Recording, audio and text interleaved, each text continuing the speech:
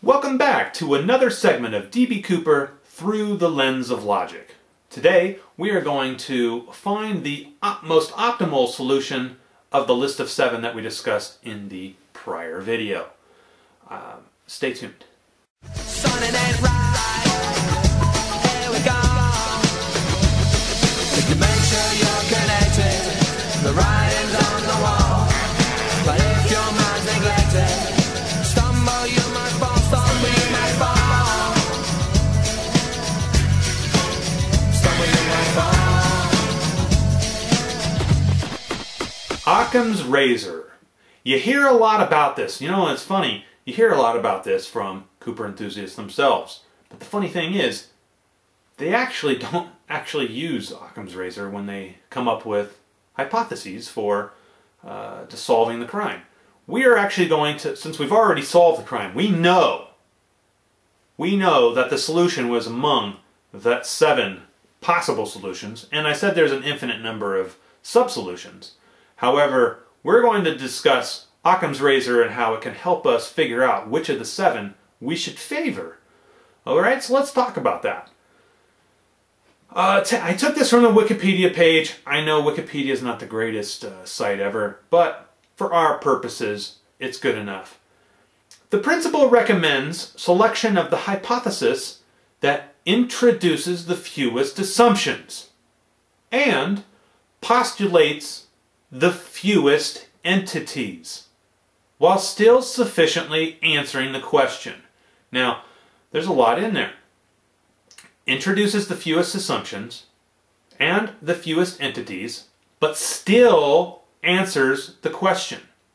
You must answer the question.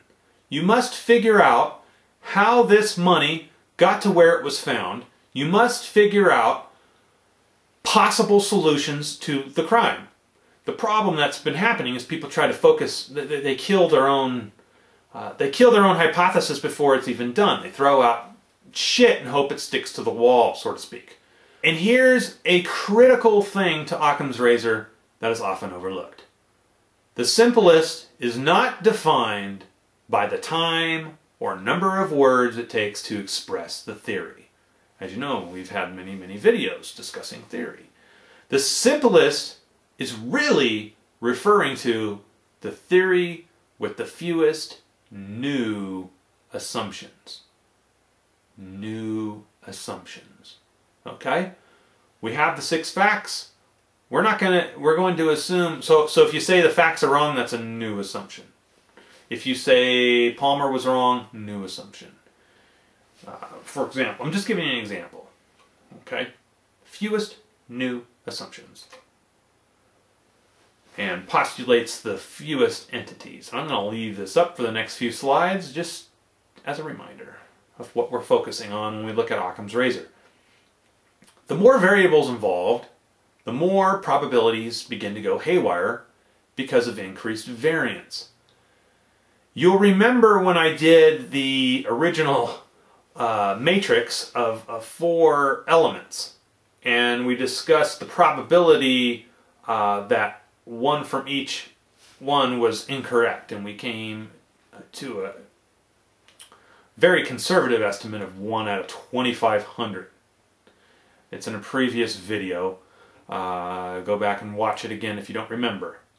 Now, this does not mean a multivariate solution is not the solution. Only that a huge percentage of the time, the simplest solution is the correct one.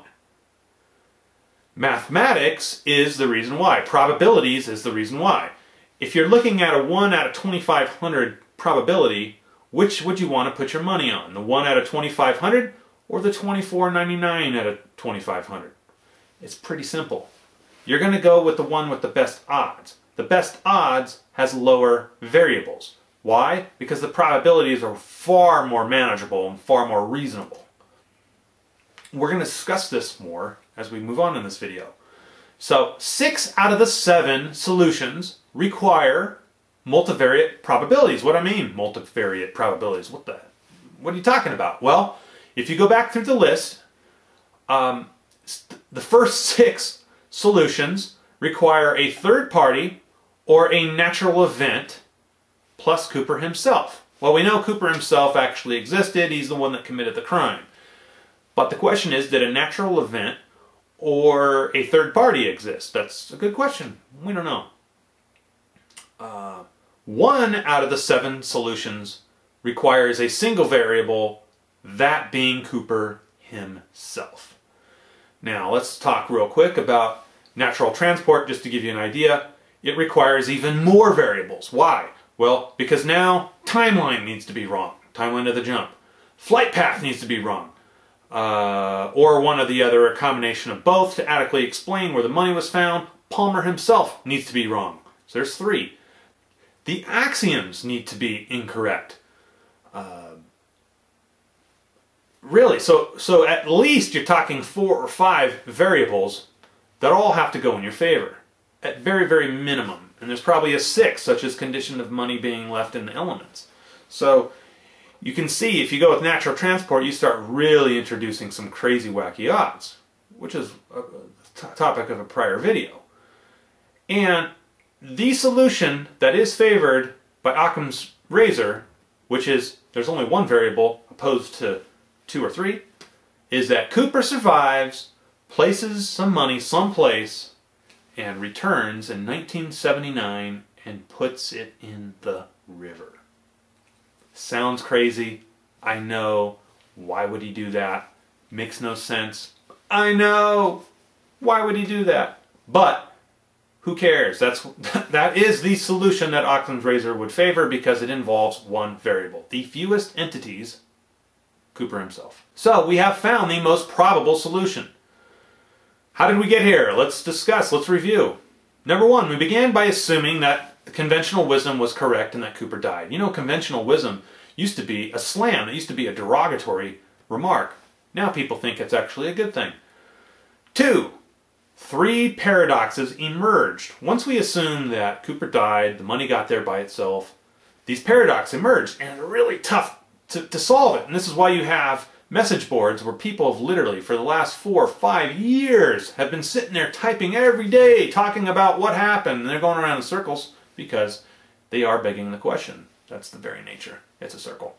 Number 3, we had a choice between a 99.96% probability. Again, remember I talked about 1 out of 25 versus 24.99 out of 2,500, or a 0.04% resolution. So basically, are the facts wrong, or is our assumption somewhere wrong? Are we wrong? Is there really not a paradox? We chose to go with not really a paradox because it had the 99.9% probability. Makes sense, right?